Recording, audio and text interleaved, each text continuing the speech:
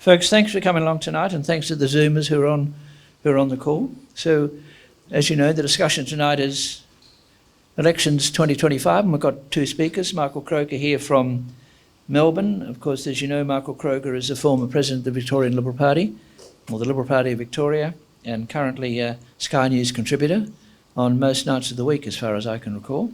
And Mary Easson, a former ALP member for Lowe in Sydney, and currently a business consultant. So we're going to start off with Mary Easson, speak for about 15 minutes, followed by Michael Kroger, about 15 minutes, questions in the discussion, and we finish just a little bit before the turn at the top of the hour. Mary, thank you.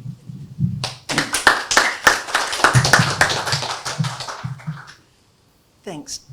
Thanks, Gerard. Good evening, everybody. You're very good coming out tonight with the weather the way it is. My voice is a little bit weak, so if I have to take a spray or take a drink of water, please excuse me. Now, this election, everyone tells me, is boring. I'm in two minds about this as to what that means. On the one hand, I like the fact that Australia is not racked with distrustful, terrible divisions, even hatreds that we see in some countries. The lack of bipartisanship and friendships across the aisle, as we are increasingly seeing in the United States, worries many of us about that country. I used to think that the test of a nation's maturity is whether its politics is relatively uninteresting, untrammelled by ideological extremes. This brings me to the second point, apart from it being a boring campaign. And that is about the campaign that I wonder if the lack of mention by both parties on key strategic issues, including defence, foreign policy and stagnation in productivity growth, calls attention to a wider political malaise. We are a long way from the Hawke, Keating, Howard years. Peter Credland, I saw in today's Australian, had a thing saying, you know, why have we got these limp decisions being among second-rate people talking about second-class issues. So clearly we're not meeting the standards that we perhaps should be. I'll come back to that point in a moment, but undoubtedly it is an interesting aspect of this election. 3 months ago, it looked as if it could be that the Liberals had it in the bag. I think we were talking about a dinner party where your husband was predicting one thing and I was saying, I think the Libs could win it. I was wrong. I heard about private polling, the cost of living pressures, that the government was on the nose. Trump changed the wider political environment. But before going there, let me make some general observations. The complacency of expectations has led to many of the opposition's difficulties today. Right now, it looks as though Labor will get there. I was amazed too, but I did my prep before doing this speech, so I've rung up everybody to find out what's happening in terms of not only polls, but the party's own polls. Some internally are speculating whether Labor can even win in its own right. I'm not going that far, but of course, apart from 1929 and 1943, Labor never wins with a huge margin. It would be foolish, however, for us to make a call that is this close with 2 weeks out from an election on May the 3rd. The electorate is fickle. The support base for both political parties is not commanding. There is almost as many others as there are committed to the majors. Labor's possible winning card is better the devil you know. This year, in the lead up to the campaign and subsequently, there have been many shifts and turns. Yet at the moment, I feel more confident for the government than I do for the opposition. The opposition was too relaxed when it should have been on high focus of its policies, their personalities and key ministers and main priorities. In the opening weeks of the campaign, a lot of the Liberals' propaganda, their media advertising, has tried to present a more humane and interesting opposition leader. They should have done that a year ago. It smells to me like they're introducing Peter Dutton to a sceptical electorate, mindful of an image problem. For the life of me, I don't know why they waited so long. Having met him several times, he's very personable, but please don't let me get carried away on that point. Polling suggests that the Labor Party will probably win the May 3rd electorate. Now, I should use the glasses, that'd be helpful. So whether it is outright or whether it's a hung parliament, suddenly we have detected a shift in popularity, personal popularity ratings of the leaders since the campaign started. Dutton's popularity has gone down and Albanese's has gone up. Albanese is rating as of yesterday in a news poll, believe it or not, showing that Albanese was the better Prime Minister by 64% to Dutton on 36. How can that be? Surprisingly, voting intentions haven't changed very much from the last election. When polls are taken before an election, people tend to treat them as if it's a referendum on government. They talk about what they dislike about the government, and they also, but when it comes down to voting during a campaign, as they've already started to do, or on election day, it's a more real choice. Who do I like better? Out of the leaders or their policies. And in some cases, it can come down to a small percentage if people follow local personalities of candidates, etc. But it's usually a fairly small one. As a comment from a bloke I saw on TV the other day from Queensland said, 3 years is not long enough to turn the ship of state around, so I'm going to give Albo another crack. The Channel 9 debate 2 days ago had Dutton declaring that he wanted to protect people, whereas Albanese declared that kindness was in his DNA and that he was being brought up to be kind and he wanted to always show kindness. This appears to be more appealing to some of our female voters. The average age, by the way, in terms of this election is actually 48 years. But we know that the younger voters, the 18 to 34-year-olds, are a very large cohort in all states. And political parties through social media have been targeting them. The older age group is often unaware of the campaign that is being run on the iPhones and the computers and tend to just observe the TV ads, the mainstream newspapers and radio, and a lot of them are commenting that they're not getting as much literature in their letterbox as they usually do. In my day of campaigning over 30 years ago, I was around in the, I ran for Hawke and also for Keating and got elected at that time. And my seat no longer exists. It is now the equivalent of what is the seat of Reid in terms of New South Wales. But in those days, what we would do is if somebody signed a petition or if they contacted our office about a particular issue, you took note of this and you direct mailed to them during the election campaign about the issues that they had raised or you knew were of concern to them. But instead, what is happening now with younger voters is they're able to target them far more precisely.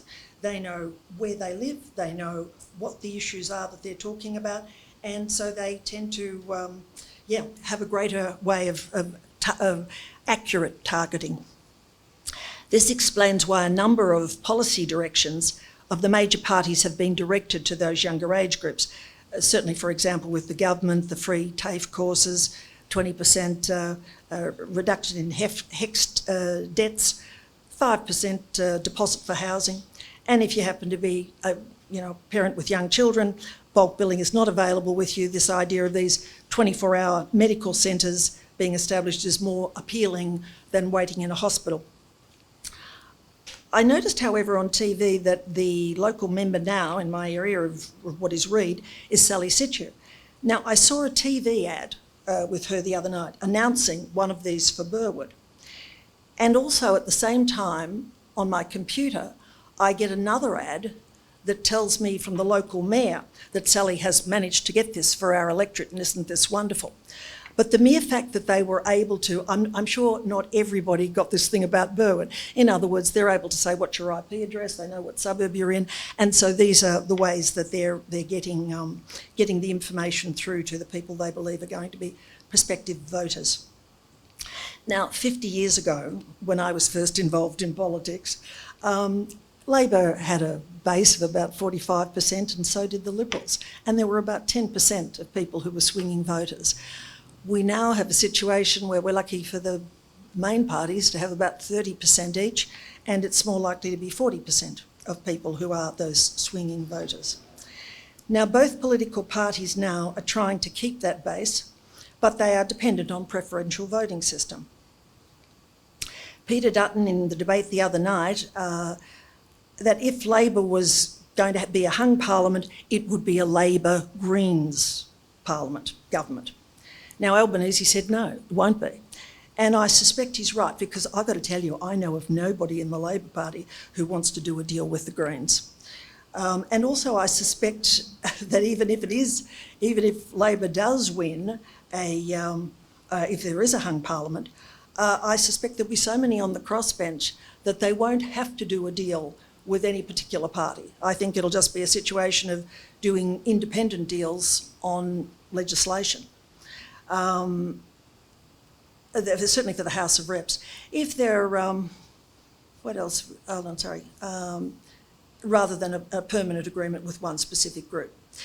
There are still 2 weeks to go in this campaign, and voters have already started voting, and timing of events such as Easter, Anzac Day and the death of the Pope, they certainly take up the media oxygen and distract from the campaign.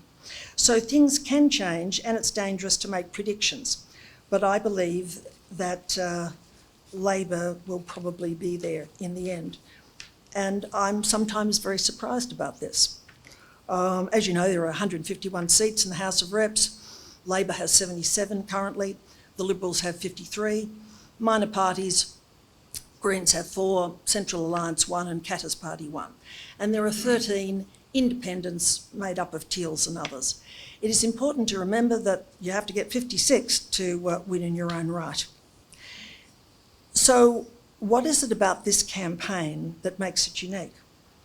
Well, I think it's the elephant in the room that no one is talking about. This campaign has appeared boring in many ways, all focused on domestic issues, and yet there is a feeling of uncertainty, anxiousness, apprehension because of Trump and of the tariffs. Also, questions about loyalty from him if we were under attack. Older Australians are worried about whether their superannuation will get bounced back to its previous level, and what the further economically will they be penalised. They also wonder whether a war is in the future for their children or grandchildren. And when you feel anxious, uncertain, suffering from anxiety, you tend to stick to the people you know. You stick with Elbow for another 3 years, and although I think Paul Erickson, the National Campaign Director, has done a good job, but I believe that the backdrop of Trump is what is bringing this election home for Labor. Now, look, Labor isn't perfect, and fortunately, as I'm a former member, I'm allowed to say these things.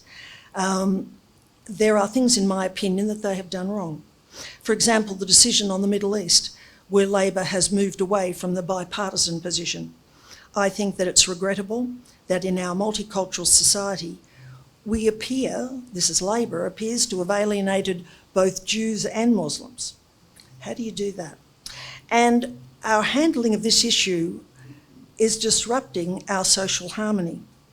The rise of anti-Semitic offences were horrible. This was a war that we could not influence the outcome of, and now there is far less chance of the Palestinians getting a state.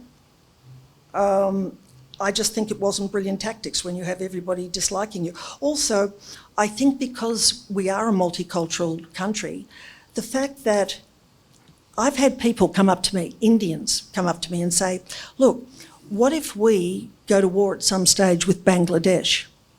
Does that mean if there are, sorry, not Bangladesh, with Pakistan, sorry. Does that mean if there are Pakistanis in an electorate, does that mean that the Labor people will vote for Pakistan against India? It's caused a lot of upheaval. We've always said to people, look, come to Australia, bring your culture, bring your food, bring everything else, but leave behind the hatred and leave behind wars. And we've managed to do that successfully until all this was unleashed. And I think any of you who remember the parade around the Opera House by the Palestinians that night is not to be forgotten. And I think further, the unease I have about this is when the Lebanese nurses, when their thing became public, a realisation that, even if they were young and they, try to think of all the excuses for them in the world, it still tells me that they talk like that at home, that that's how they think. And I'm sure they could be decent enough individuals, but they've got caught up with that sort of dialogue, and I just think that's not acceptable. Now, negative concerning the Liberal campaign. It appears that, or this is an argument that's put, that perhaps Dutton wasn't as match ready as they would have liked. Even the media are sort of complaining that he should have given more speeches and he should have been better prepared for things. However, in the most recent debate, he acquitted himself quite well, I thought. I think it was very close. But leaving announcements such as the defence of $21 billion to spend a little bit too late, seeing people have already started voting, appears to want to use the tax cut, and I think he wants to use the tax cut to pay for it, because that's about $17 billion. And you didn't see a lot of the shadow ministers. Dutton was the main show, so they've had to decide that he's the focus of the thing, and they've shown discipline in that to a large extent. But all political parties have their faults, and if you're going to support one, you need to be prepared to compromise. They will all let you down at some stage. Even Teals or individuals will let you down. Most parties are better when they're a broad church. Now, a number of talented left-wing Liberals, former ministers in the Parliament, were replaced. And unfortunately, the Teals took their spots. And all parties need to replenish their talent. Now, with regards to the final thing, I guess I'd say, is with regards to the seats. So this is how I think Labor sees it. In Tassie and South Australia, this is for the House of Reps, they're predicting no change. Labor will retain all existing seats, they believe. In Western Australia, we believe we'll hold Tangi. Bullwinkle is more of a three-way contest, so we're unsure about that. Queensland, we think we have a chance in Leichhardt because of the retiring Hinch, the member. We think that all three Greens are at risk in Brisbane, Ryan, Brisbane and Griffiths. Victorian Labor appears to be coming back from the dead. Ashton, we think, is in play for the Libs. We think we can hold Chisholm and maybe question mark with McEwen. We believe that Wills and McNamara will be retained, and with the Teals, we think Goldstein could be in doubt. In New South Wales, we think we can win Bennelong, but it's a very thin margin, it's only 0.1%.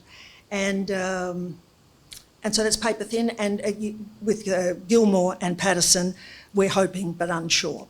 So that is, so finally, knowing that the big shifting factor in this year's election is the political turmoil in the United States, it's unnerving, it has consequences for us. Better the devil you know is Labor's subliminal message. It's effective, subtle and hard to counter. If Labor does win, then we might well say, in Trump we trust.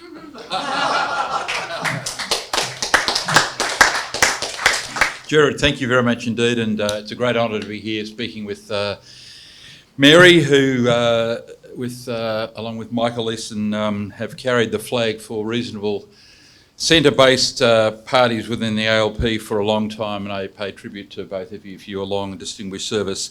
I also want to acknowledge my great friend Michael Yabsley, who's here tonight, a former distinguished minister in the Greiner government, and it's great to see Michael.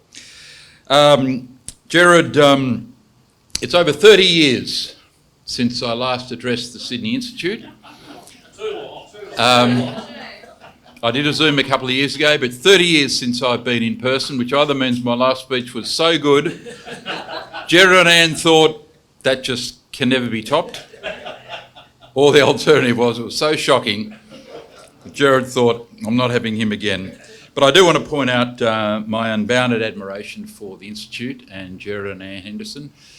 Having been around when Gerard was famously the architect of the campaign to change the industrial relations system in this country in the mid-80s, you cannot underestimate how important the Hendersons have been, and Gerard obviously in particular, to Australian political history. And this institute has been incredibly important.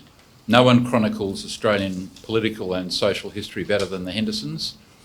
And for those that haven't read Gerard's extraordinary book on Pell, The Media Pile on Collective Guilt, it is an extraordinary piece of work, as befitting the Henderson family, where, as try as the left might, they didn't even bother to write a proper critique of the book because it was unblemishable. And as with everything the Hendersons write, so Gerard, it's a great honour to be here. And perhaps another 30 years until I'm here again. There was a party years ago called the Natural Law Party, for those who remember, whose main policy was to reverse the ageing process. But they didn't last. When we look at the 25 election, we have to cast an eye on history.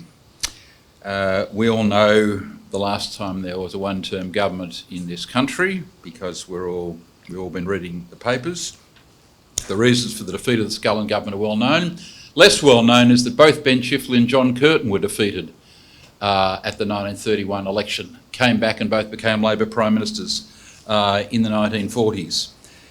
Scullin's defeat was at the 13th Australian general election, and on Saturday week we'll be voting at our 48th. The 34 elections between Scullin's defeat and Saturday week make interesting reading. Lyons and Menzies led the UAP to 4 wins in a row. Chifley and Curtin then won 2. Menzies, Holt and Gorton won 9. Whitlam then 2, Fraser 3, Hawke Keating 5, Howard 4, Rudd Gillard 2, Abbott, Turnbull, Morrison 3, and thus far Albanese 1. Labor's record since 1931 is 2 two-term governments, 1 5-term government, and Albanese. So what does all this mean? To take Mary's point earlier, that person that approached her in the street and said, 3 years, he's only been there 3 years, I may as well give him another go. That is the prevailing wisdom in Australian politics amongst the voters. They don't like to admit they got it wrong so quickly. We're a fair go nation. For goodness sake, they even gave Gough 2 terms, and that shows you the extraordinary generosity of the Australian public. But look, there have been so many polls, without repeating the analysis that Mary's gone into, much of which I agree with. There have been many elections where the polls have been underestimated, and been wrong. The Conservative vote is underestimated. Think Trump 16 and 24, Scott Morrison in 2019. My favourite poll, by the way, is what they call the neighbourhood poll. There was a French guy during the US presidential election that won, was it €90 million, betting on the American election. And they said to him afterwards, how did you pick Trump as the winner? How were you so certain that Donald Trump was going to win? Because some polls said he'd win, some said he'd lose. It was 6 of one, half a dozen. But you were in no doubt. And he said, I use the neighbourhood polling method. And they said, what is that? And he said, well, I get my pollsters to say to people, not who are you voting for, but I get them to say to people, hey, who do you think your neighbours are voting for? Oh, Trump, the bastards, they're all voting for Trump. So he used the neighbourhood method, which is a very effective method, and it was correct on that occasion. For a long time in Australia, the polls have shown that the Albanese government has not been considered a great government by any means.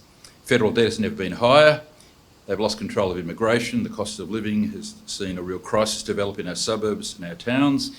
Interest rates are hurting working families. Social cohesion is at its lowest level in my lifetime, with the shocking rise of anti-Semitism its most poignant example. Our national defences look weak. Our energy industry looks like a disaster. Crime rates throughout the country are at unacceptable levels. In addition, domestic violence continues to be the scourge in our country. Many young people are afflicted by mental health issues, and of course housing is beyond the reach of record numbers of young Australians. It is therefore little wonder that the Albanese government was behind in the polls for so long.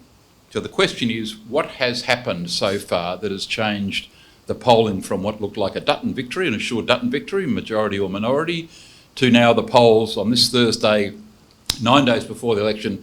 Why do the majority of polls have Albanese in front? If they are correct, proven on Saturday week, the reason is probably this, and this is how I boil down the political dynamic at the minute. Eras change, issues change, politicians change. But for me at the minute, the golden rule in politics in Australia is this.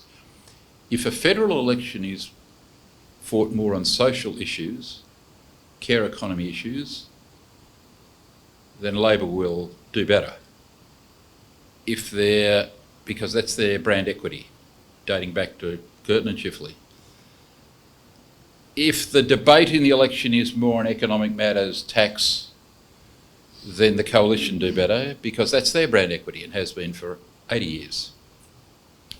Hence Albanese's run to grab hold of any Medicare sign he could find and put it behind him. He wrestled this campaign early and quickly onto his favourite topic, which is not that Medicare is being sold, because they tried that one, very successfully I might add in 16, to it has to be improved now. There are secret cuts and it's still going to be slashed and burned by Dutton, even though he hasn't said he's going to do that, but scaring the public, right? Intimidating the public, preying on the elderly, the vulnerable, the sick, that somehow Peter Dutton will put your healthcare at risk. And so Albanese successfully early on wrestled this debate away from the economy and tax and debt onto social policy, as Shorten did in 16 and almost won. And in 19, of course, remarkably, Bill Shorten decided to campaign on the Liberal Party's number one brand equity, which was tax. So he played an away game on Scott Morrison's home venue and got turned a certain victory into a defeat. These are the brand equities that matter in election campaigns. So if Albanese is to win, and there's no certainty of that, that I think is the reason. When Labor run on these negative campaigns, they're signalling a darker Australia. It's not built on hope, but that old line in politics, it is built on fear. Slashing and burning Medicare, slashing and burning school funding, hospital funding. Dishonest, but that's what they're doing. Mary's analysis is pretty much, I agree with. The coalition is competitive in 3 seats in Western Australia. We might say we're in front of Bullwinkle. Mary and polls might say it's 50-50. There's 3 in Western Australia that are in doubt. There's 1 in South Australia. There's 3 in Queensland. There's 3 in New South Wales. There's 5 in Victoria, and there's 1 in Tasmania. If in the last 9 days the pendulum goes back towards Dutton, he could clean all of those seats. If it stays the way it is, it's arguable that Albanese will win will get over the line in a minority government. But anything happened in the last 9 days, and let's hope it does, because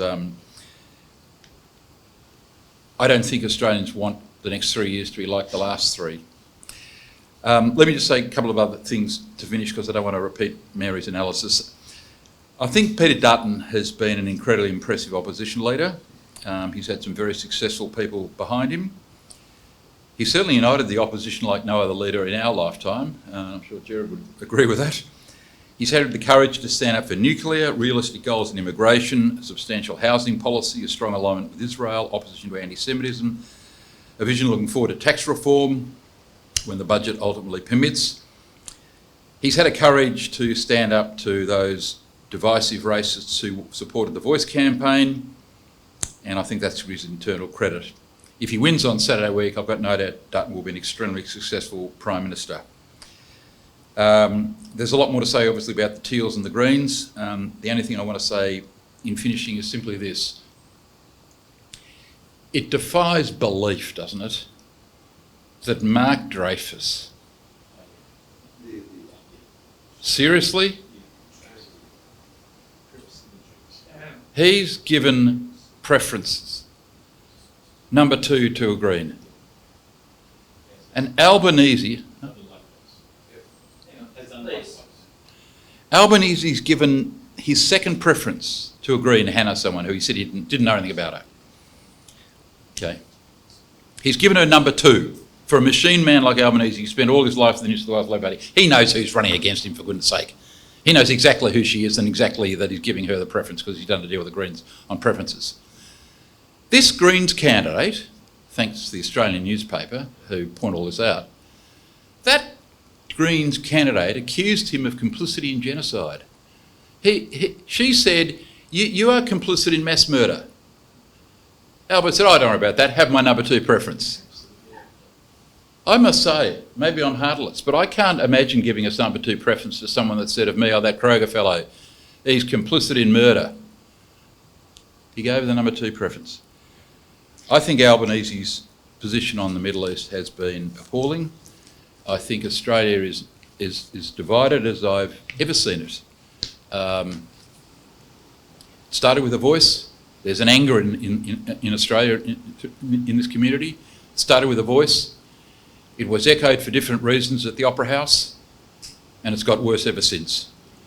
Not to take action against people that closed down the Prime Minister's own office, threats to the Jewish community, etc., that's unforgivable. On that ground alone, Albanese deserves to be defeated. Yeah.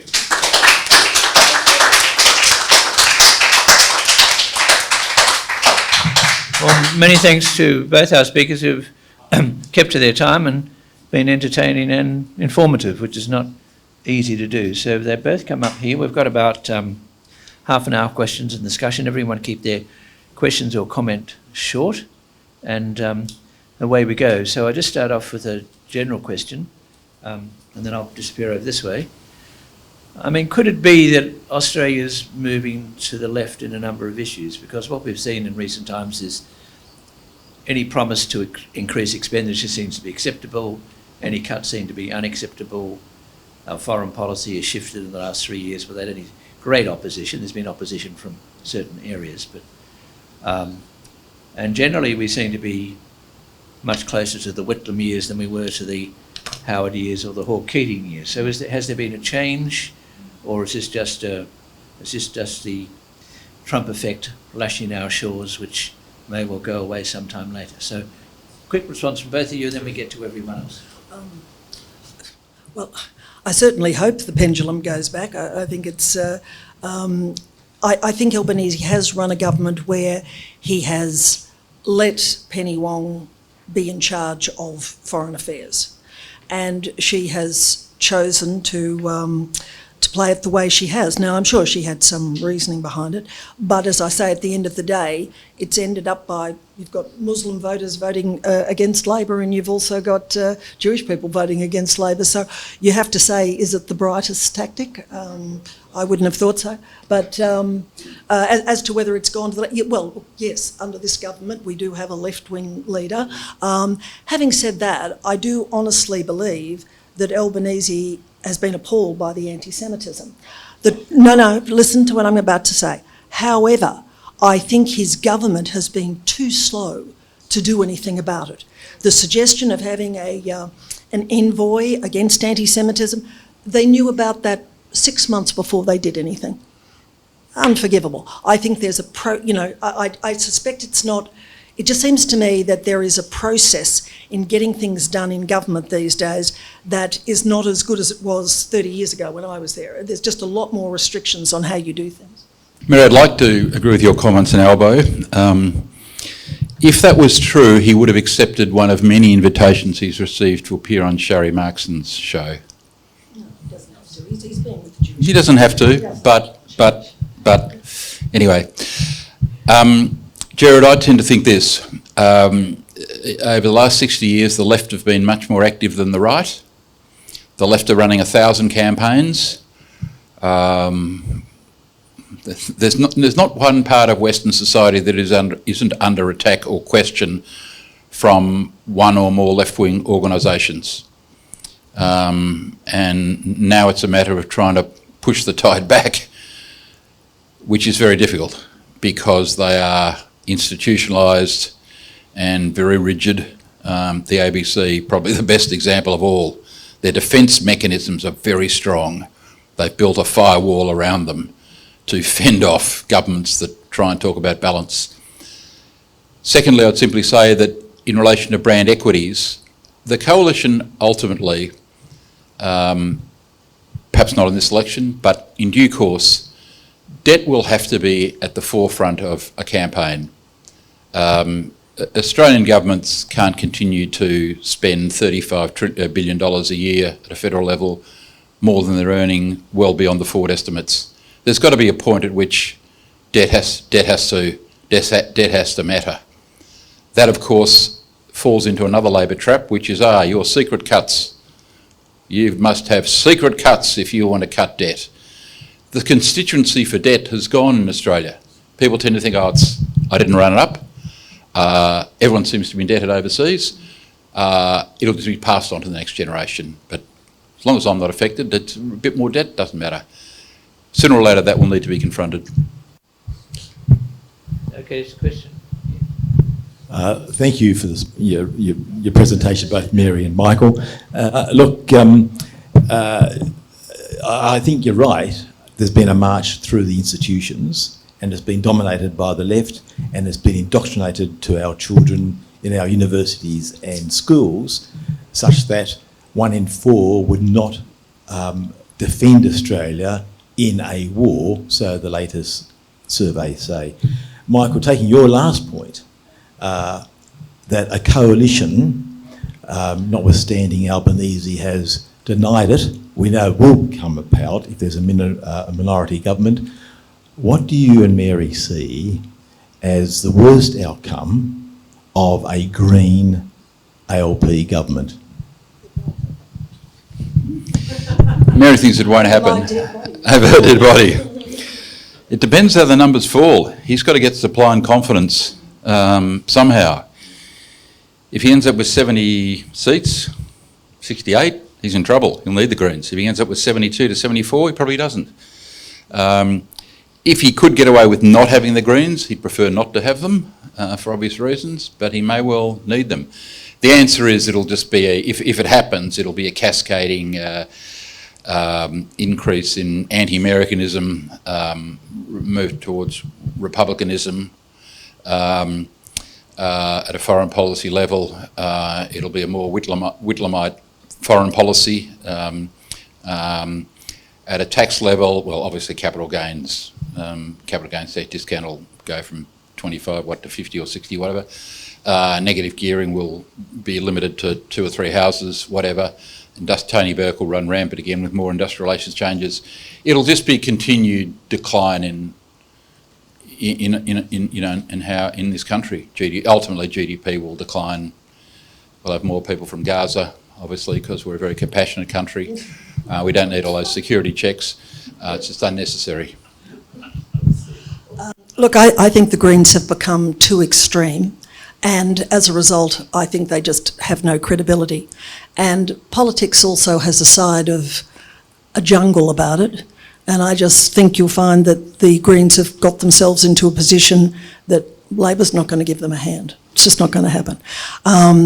Whether other deals get done will depend, as you say, on the votes, but they could look at some of the deals, or they could look at independents. They've got quite a range. There's going to be a lot of crossbenchers. That's the point. It doesn't have to be with the Greens. So they're not our natural home. Thank you very much, Michael and Mary, for your presentations. I enjoyed them immensely, so thank you for providing them. My question is about the teals. Yeah. They've been mentioned in passing in your presentations. How do you see their fortunes faring second time around, particularly after the public having seen them in government, or no, in Parliament for 3 years? It's a very good question. Teals, not universally, but historically tend to increase their vote the first time they face re-election. Cathy McGowan-Indi, Rebecca Sharkey-Mayo. So on the one hand, you think, because they're more well known, they've prattled on about all the incredible things they've done in the 3 years, these 27-page booklets of Gumph, all these things they're alleged to have done. There are enough voters out there who believe this stuff, think, look at all the things they've achieved, it's amazing. Etc., etc. It's all care and no responsibility. They're not really subject to much criticism because they don't have to defend their party, etc., etc. So the independents have a massive institutional advantage over Liberal members and candidates and Labor members and candidates. So I'm just hoping that Monique Ryan loses, who and Amelia Homer is an outstanding young woman. She'd be a great member. Monique Ryan, I don't need to say any more about. I'm really hoping my friend Tim Wilson wins in Goldstein. Allegra Spender is the favourite to win here, but I just have a simple rule. If you signed the letter calling on Wong to start funding again to UNRWA, you should never be a Member of Parliament. You are profoundly ignorant, if not dishonest, but you are, for me, you are statute barred if you are stupid enough to sign something like that. Very well. But the point is, Michael, that apart from yourself and others on Sky TV, where is the debate amongst the politicians? Where it certainly didn't come from Labor, and it really hasn't come successfully from the Liberals as well. So it's only those of us who listen to Sky TV get a certain point of view, but the other public don't. They just accept that as though, oh, it must be true. It's unfortunate that the level of debate, it does come down to the talent in your team at a given time. Unfortunately, I think Monique Ryan, it's been suggested to me that she may hold on. I hope she doesn't. But that's the only one I feel very strongly about. And as for in Goldstein, Zoe could be in a bit of trouble, but maybe she'll get through. I don't know. Okay, so there's a question there, then I've got one here.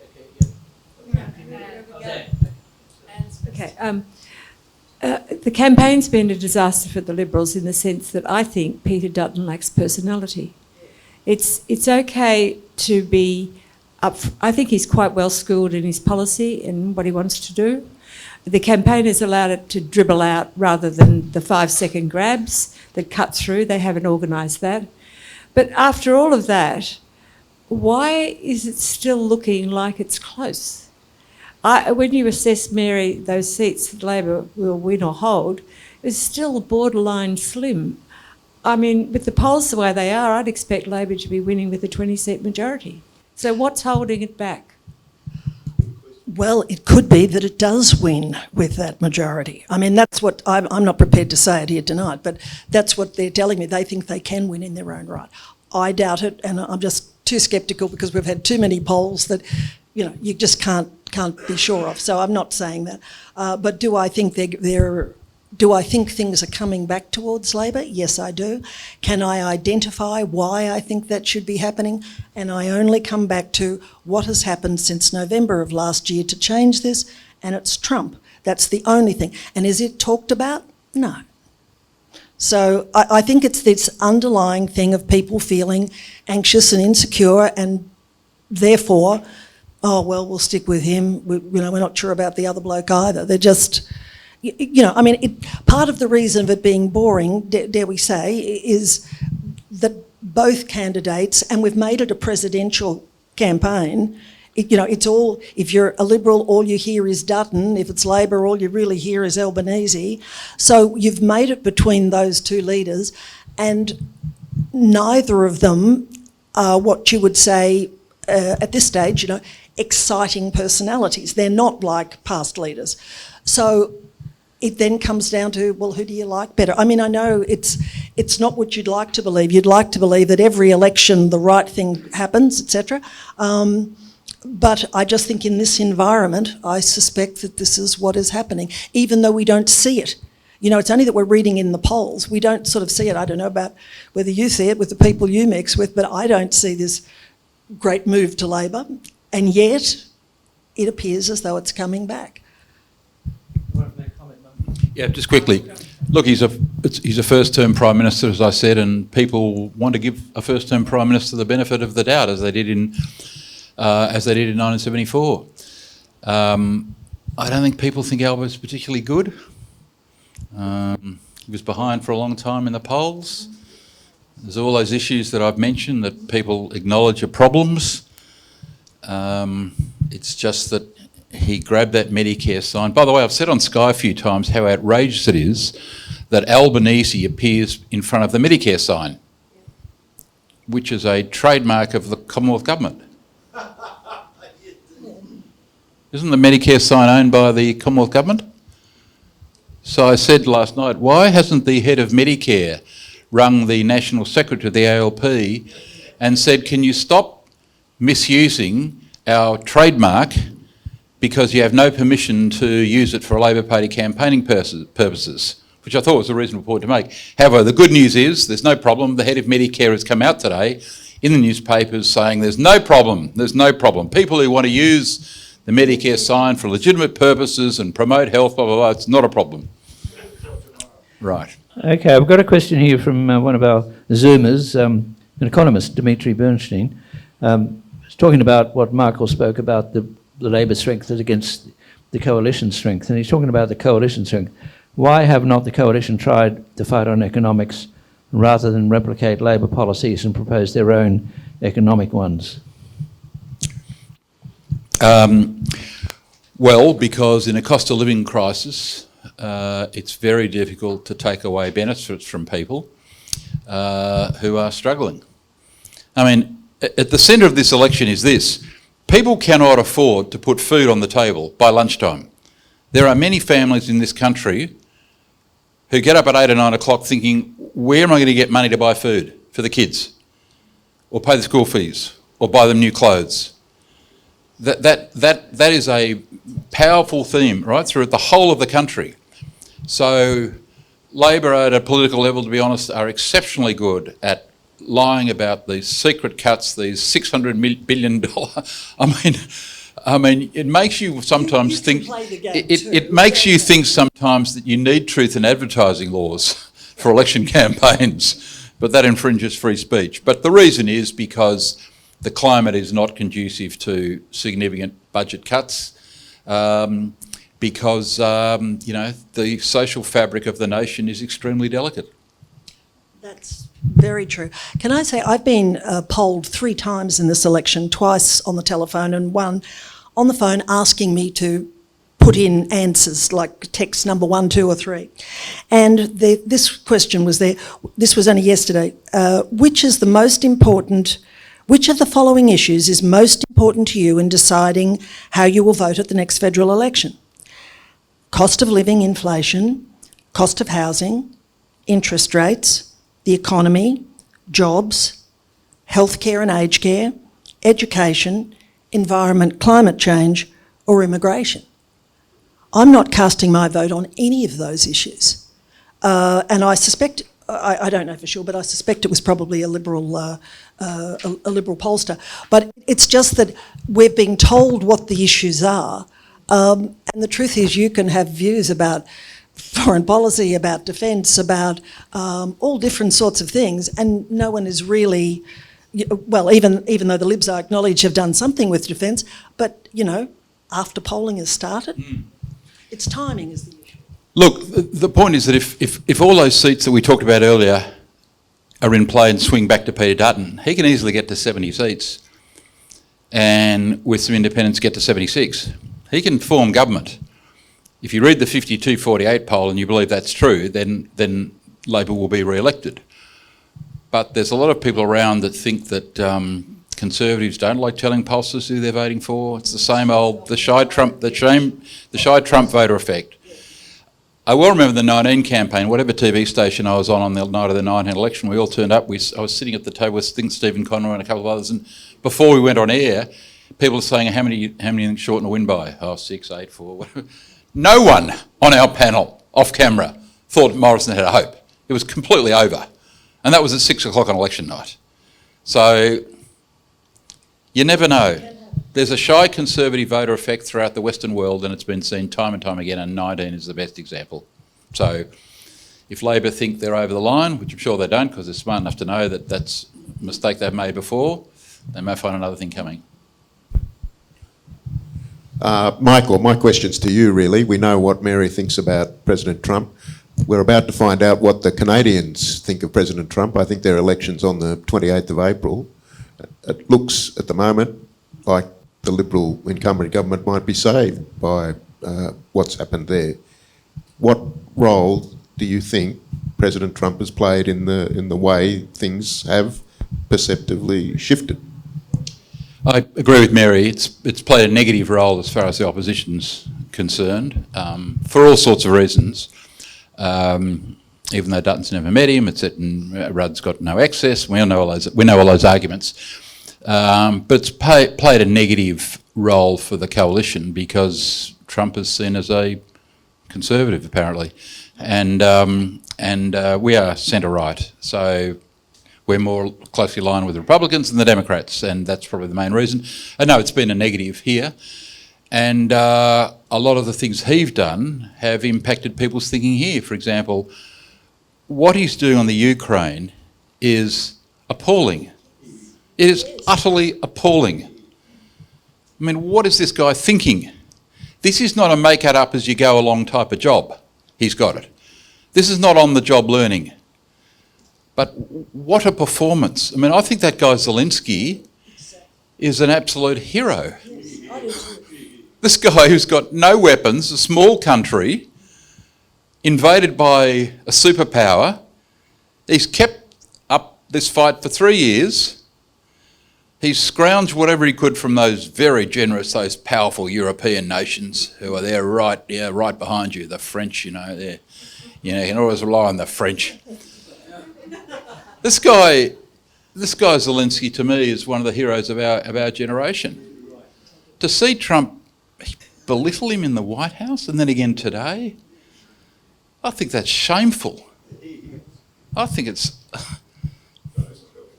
not helping here. It's not helping here. But look, to be honest, you got to look at issues in terms of what affects me most as a voter. I may not like Trump, whatever, but I'm more concerned about I need an extra $20 for lunch. I need to put petrol in my car. I need my Medicare card. I need to get my kids a house. Like the urgent domestic priorities, I think, always trump those things. So when people say, oh, the Trump factory, this and that, yeah, they're issues 7 and 8, in my view. Okay, I think this is the final question. This is a bit frivolous, but following on from Anne's comment about Peter Dutton's appeal, charisma and appeal may be superficial, but they're very important. And I can't help wondering what the Liberals' fate might have been with Josh Frydenberg as their leader. Absolutely. I think Josh was a very good guy, and I was sorry to see him lose his seat. But with so many of these things, I think the average Australian is very much turned off by Trump and the way Trump is operating. I'm not saying Trump hasn't got, in terms of the Middle East, he's actually taken some decisive action, but I'm not sure that the average Australian likes him and what he's doing. An American may think differently about it. I'm sure there are poor people there who think it's still great they've got Trump. But he's prepared to do so at the expense of world allies. And that causes us then to think, well, can we rely on him? Is he going to be with us? As Josh is not there and isn't a candidate, then you have to deal with what you've got. And as I say, I've met Peter many times, and he's a very pleasant individual. But the question is, does that relate to the electorate? And if it doesn't, then the Liberal Party will have to look again. And that's when I think it brings in the issue of the pool of talent that you have. I spoke to Josh last night, by the way. He's in good form, enjoying. He's in the Gold Coast, enjoying a family week away. By the way, the answer is we don't know. But look, I must say I don't know Peter Dutton all that well. I've only met him a few times. He doesn't have Malcolm Fraser's charisma.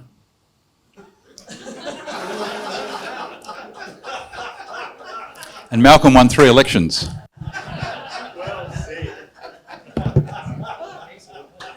Well, we've been running just close to an hour, so we've got to stop here.